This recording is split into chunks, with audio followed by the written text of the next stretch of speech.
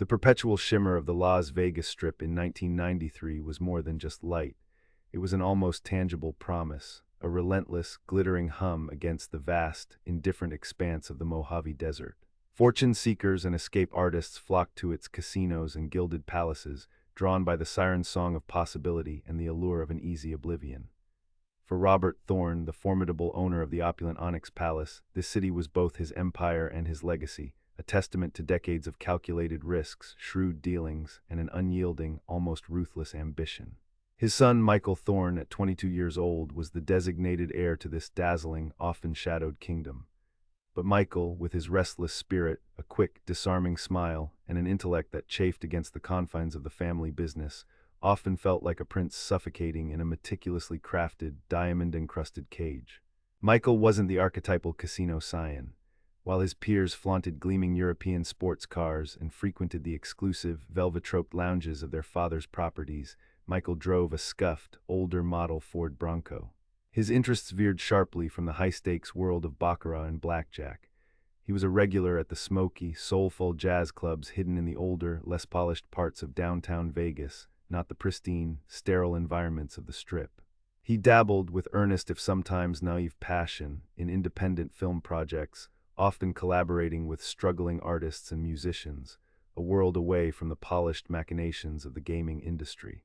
He was undeniably charismatic, a natural magnet for friends and fleeting admirers, yet he carried a subtle air of melancholy, a quiet, almost melancholic rebellion against the predetermined path laid out for him. He admired his father, yes, but he yearned to carve out his own definition of success, often to Robert's barely concealed exasperation. Robert saw a successor. Michael craved a life built entirely on his own terms. That summer, an oppressive heat settled over Vegas, even more stifling than usual. The city's ubiquitous air conditioning units worked in a ceaseless, droning symphony, battling the dry, scorching air. Michael had been particularly agitated in the weeks leading up to his disappearance. He dropped tantalizing, if vague, hints to his best friend, Leo Maxwell, a struggling jazz guitarist, about a significant opportunity. "This is it, Leo," he'd whispered one sweltering evening over cheap beer at a dive bar.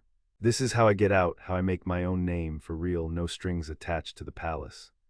Leo, accustomed to Michael's grand, often elusive pronouncements, didn't press for details, but he couldn't ignore the nervous, almost breathless energy radiating from Michael that week. There was a flicker of something beyond youthful exuberance in his eyes, a glint of genuine risk. Michael seemed to be spending more time away from the sprawling, manicured Thorne estate in Summerlin, frequenting a specific, lesser-known establishment on the fringes of the Strip. The Desert Mirage. It was an older casino, less opulent than the Onyx Palace, known less for its floor games and more for its discreet, high-stakes, off-the-books poker games held in its secluded upper suites. Robert Thorne, ever vigilant through his network of informants, had caught whispers of Michael's dalliances at the Mirage, but he had, perhaps unwisely, dismissed them as Michael sowing his wild oats, a harmless rite of passage for a young man with too much privilege and not enough direction. Sunday, August 17, 1993. The Thorne family dinner was prepared with the customary, almost ostentatious, lavishness. Eleanor Thorne, Michael's exquisitely elegant and meticulously composed mother, had personally overseen every detail. The perfectly roasted duck, the delicate asparagus, and crucially, Michael's favorite peach cobbler, still warm from the oven. But Michael wasn't there. His initial absence wasn't immediately alarming. Michael, notoriously unpunctual and prone to spontaneous detours, often ran late, caught up in some artistic endeavor or a late-night debate with friends. Robert, however, felt a familiar prickle of unease. He'd expected Michael to be particularly punctual that night, given a mild, yet significant, disagreement they'd had earlier in the week concerning Michael's reluctance to embrace his future role within the casino empire. Robert had pushed, Michael had recoiled. As the opulent meal remained untouched and the hours stretched, the initial unease ripened into genuine, cold concern. Calls to Michael's private landline at his unassuming off-strip apartment went unanswered, ringing into an empty void. His friends, reached one by one, reported the same thing. No one had seen him since late Saturday night. Leo Maxwell, Michael's closest confidant, recounted their last conversation. Michael had mentioned meeting someone at the Desert Mirage around midnight to finalize details for the opportunity. He'd sounded excited, Leo recalled, a little breathless, almost giddy with a sense of impending freedom. But Michael never returned home. His scuffed Ford Bronco remained precisely where he'd parked it in his apartment complex lot. His wallet, keys, and an old, distinctively weighty silver poker chip, a cherished sentimental heirloom, given to him by his grandfather as a good luck charm, were gone. Robert Thorne, a man accustomed to wielding immense, almost unchallengeable power, felt it slip from his grasp with terrifying speed. The fear was primal, cold, and utterly paralyzing. He immediately activated every contact, every favor owed, every silent allegiance he commanded across the city. The Las Vegas Metropolitan Police Department was on the case within hours, not days. Detectives Ramirez and Davies, both seasoned veterans, their faces etched with the weariness of years spent navigating the city's complex underbelly, suddenly found themselves under unprecedented, almost suffocating pressure. The missing son of a casino magnate was not a routine run-of-the-mill disappearance. It was a crisis that rippled through the city's power structures. The initial investigation exploded into a relentless whirlwind of interviews, frantic phone records analysis, limited to landlines and basic call logs in 1993, a far cry from modern digital footprints and meticulous physical searches. Michael's modest apartment was meticulously combed, every drawer opened, every corner inspected, no signs of forced entry, no struggle, no hastily scrawled note. It looked eerily as if he had simply walked out, locking the door behind him. Friends, casual acquaintances, and business associates were questioned. Leo Maxwell repeated his account of Michael's excitement over the opportunity and the fateful meeting at the Desert Mirage. He described Michael's vague hints about a lucrative, high-risk venture, something that would allow him to buy his way out of his father's expectations. The focus quickly, inevitably, shifted to the Desert Mirage. Detectives reviewed their antiquated guest logs for the 17th and 18th of August, a painstaking process of cross-referencing names and room numbers. The casino's security footage, preserved on grainy, often blurry VHS tapes, was frustratingly sparse and frequently incomplete, a common and exasperating issue in 90s casinos, where cameras were strategically placed for theft prevention, not necessarily for comprehensive surveillance. Michael Thorne was indeed seen entering the Desert Mirage late on the 17th, around 11:30 p.m., alone. He was dressed casually, a faded denim jacket slung over a band t-shirt, looking exactly like a young man heading to a late-night gathering. He was last captured on camera entering a private elevator bank that led exclusively to the upper suites. Crucially, no footage, no matter how painstakingly reviewed, ever showed him leaving. No one among the casino staff or security personnel remembered seeing him exit the building through any other door. The employees working in that isolated section of the hotel were frustratingly vague, citing a particularly busy night, a blur of faces and flashing lights. Some remembered a high-stakes private game taking place in Suite 1007, a spacious, isolated corner suite on the 10th floor, notorious for being favored by high rollers seeking ultimate discretion and for hosting discreet, often illicit, dealings. One weary bellhop recalled seeing Michael briefly near that suite's entrance, but couldn't recall specific times or, more importantly, who else was present. The very nature of the Mirage, designed for shadowy transactions, now worked against the investigation. The police interviewed dozens, then hundreds of people: professional gamblers, stoic dealers, flirtatious cocktail waitresses, jaded club owners, and even some known figures from the city's darker, less legal corners. Robert Thorne, in a desperate public plea, offered a massive reward for information leading to Michael's whereabouts. Tips poured in, a torrent of mostly hoaxes, desperate pleas for attention, or crude attempts to extort money. Each one, no matter how outlandish, had to be meticulously checked, draining precious investigative resources and slowly eroding the family's fragile hope. Rumors, wild and unsubstantiated, swirled through the city like the ever-present desert dust.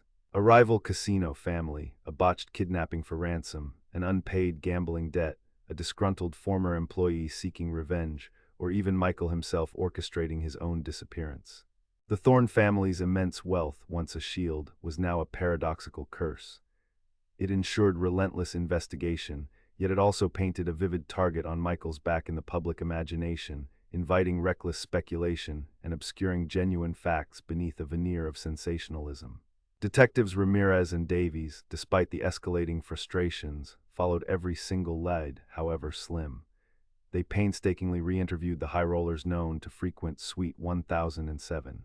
Each denied any knowledge of Michael Thorne's presence or disappearance, their poker faces honed by years of deception. Their alibis were often flimsy, relying on the word of dubious associates or vague recollections, but without any concrete physical evidence, there was little to go on. The casino management, while publicly cooperative, was notoriously tight-lipped about their high-stakes clientele and any internal incidents that might tarnish their carefully curated image. The Vegas Code of Silence, a tacit, unbreakable agreement born of mutual benefit and deeply ingrained fear, was a formidable, impenetrable barrier. The case slowly, agonizingly, began to run cold. The initial urgency of the missing persons alert faded into a grinding, soul-crushing routine. The omnipresent missing persons posters, once stark and attention-grabbing, began to curl at the edges, faded and bleached by the relentless, unforgiving desert sun. Robert Thorne aged visibly, his once sharp, commanding eyes now perpetually shadowed by an unspeakable grief and a corrosive, gnawing guilt. He blamed himself endlessly, replaying every argument, every missed opportunity to truly understand Michael, for pushing him into a life he so clearly resisted. Eleanor Thorne, a woman defined by her grace and almost impenetrable composure, retreated into herself, becoming a spectral presence in her own lavish home, her days marked by hushed whispers, unvoiced questions, and the chilling silence of Michael's untouched room.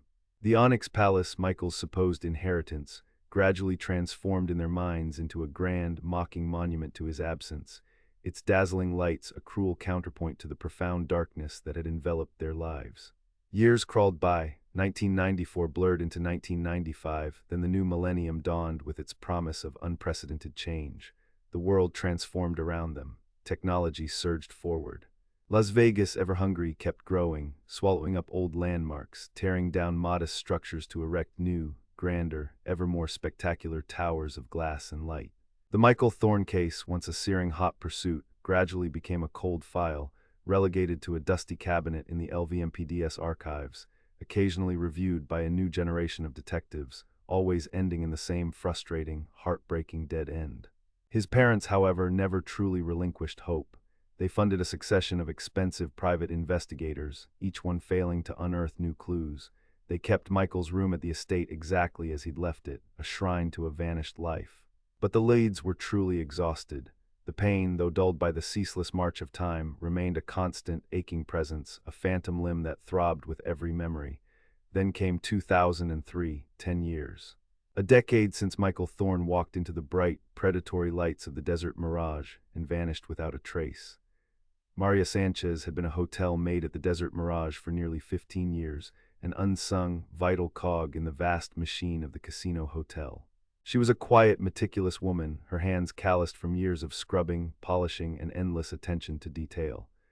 She took immense pride in her work, seeing it not merely as cleaning, but as an act of restoring order, of bringing a brief, fleeting moment of peace to transient spaces that housed countless lives, each with their own dramas and secrets.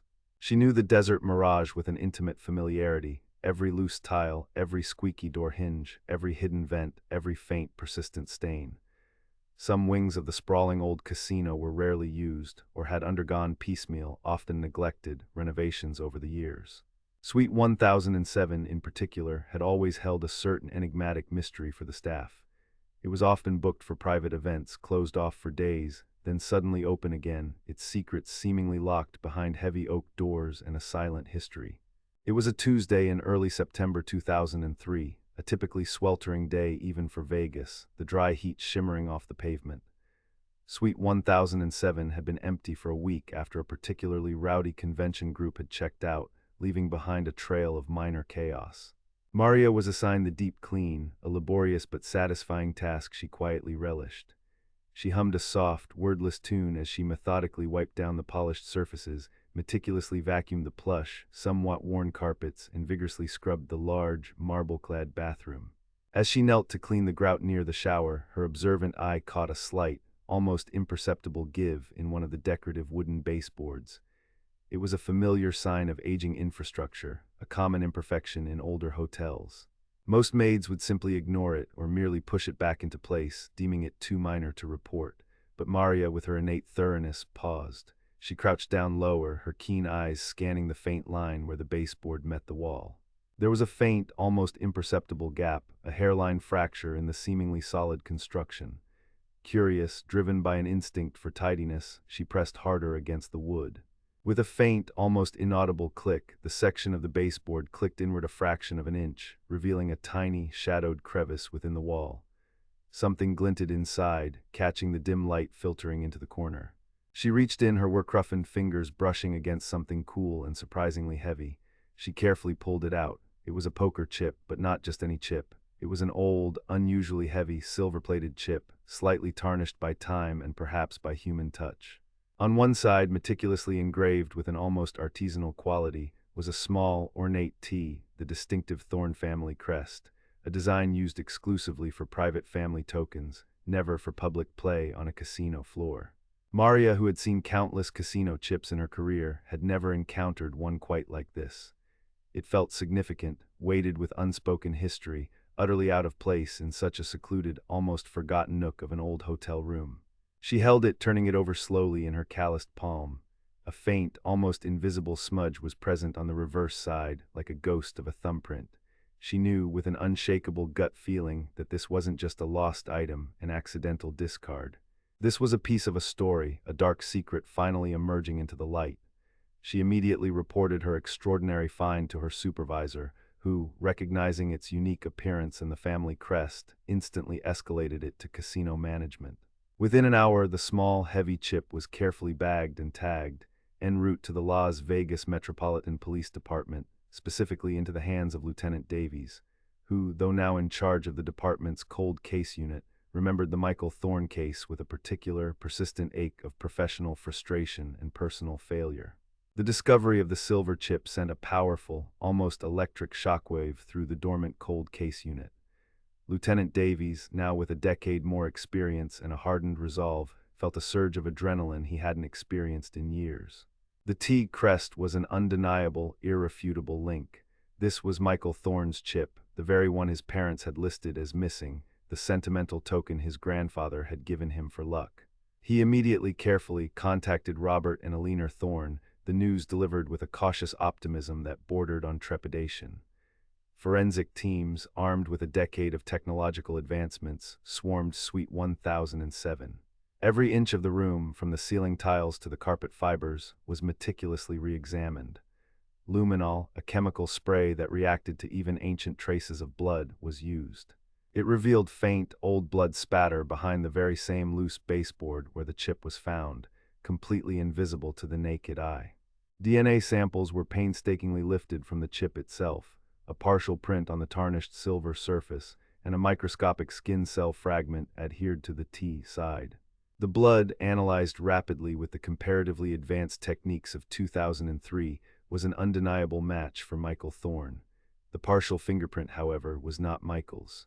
It was faint, partial, but clear enough for a partial match against the National Automated Fingerprint Identification System, AFIS, database, which, while still developing, was significantly more robust than its 1993 iteration. The fingerprint belonged to a man named Victor Vic Costello, a low-level enforcer and muscle for hire known to work for various unsavory figures in the city's criminal underworld. Costello was a regular at the kind of high-stakes, unregulated poker games often held in discreet casino suites. He had been briefly questioned in 1993 during the initial investigation, but had claimed an ironclad alibi, asserting he was out of state on a family matter. His alibi had been weakly corroborated by an associate, but without any direct evidence, the lead had been dropped. But now, with definitive physical evidence placing him at the exact scene of Michael's last known location, holding Michael's deeply personal token, a decade later, the entire narrative shifted dramatically, chillingly. Further, more intensive investigation into Costello's background and movements revealed a crucial and agonizingly frustrating detail. Victor Costello had died in 2001, 2 years prior to the chip's discovery, in a brutal bar brawl in Reno, an incident entirely unrelated to the Thorne case. He had taken his secrets to the grave, robbing them of a direct confrontation, a confession, or even a full understanding of the truth. The new evidence, though undeniably significant, provided an agonizingly incomplete picture. Michael Thorne had definitively been in Suite 1007. He had bled there, suggesting a violent altercation. Victor Costello had been present and had handled Michael's chip. This strongly suggested a confrontation, a struggle, perhaps a quick, brutal silencing. Given Costello's known associates and the clandestine nature of the private games held in Suite 1007, it pointed to a possible dispute over a high-stakes gambling debt, or perhaps Michael unknowingly witnessing something he absolutely shouldn't have. Was Michael attempting to go into business with these dangerous individuals, trying to prove his acumen outside his father's influence, only to be caught in a web of deceit and lethal violence? Or was he simply a naive bystander caught in the crossfire of a world far more brutal and unforgiving than his gilded upbringing had prepared him for? The most plausible and horrifying theory emerged from the fragments. Michael, seeking an independent venture to prove himself, perhaps a high-stakes, off-the-books deal that would bypass his father's traditional methods, had unknowingly stumbled into something far darker than he could have ever imagined. A disagreement, an accidental discovery of illicit activities, or even a simple betrayal led to a violent confrontation. He was silenced. Costello, perhaps acting alone or with shadowy accomplices, had disposed of the body, likely in the vast, unforgiving expanses of the Nevada desert or even the deeper, more permanent anonymity of Lake Mead, leaving no discernible trace. The silver poker chip, a crucial, damning piece of evidence, must have been accidentally dislodged and hidden in the struggle or the hasty, panicked cleanup, remaining undiscovered for 10 long, agonizing years until Maria Sanchez's meticulous hands and observant eyes brought it, and a sliver of the truth, to light. For Robert and Alina Thorne, the discovery was a profoundly bittersweet revelation.